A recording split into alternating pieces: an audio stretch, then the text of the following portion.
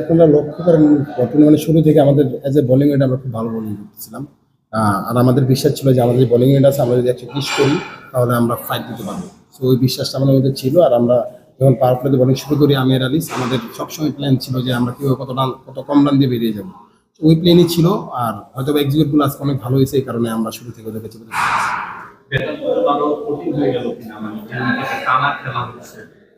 আমার মনে হয় আজকে পিছনে উইকেট ছিল, আমরা হয়তো কিছু ব্যাক টু ব্যাক উইকেট পড়ছে, কিছু শটস এক্সিকিউট করতে পারিনি। বাট উইকেট আমার মনে হয় ভালো ছিল বলিং করে।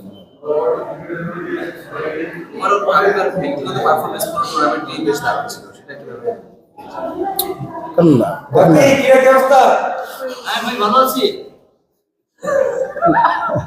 না, সবসময় চেষ্টা করি ভালো কিভাবে কত ভালো করা যায়, কারণ আমার কাছে চেষ্টাটা আছে কিভাবে ভালো পারফরমেন্স করি। ওই চেষ্টাটা সবসময় থাকে, ক্ষুধাটা আছে যে সবসময় পারফর্ম করার। আলহামদুলিল্লাহ।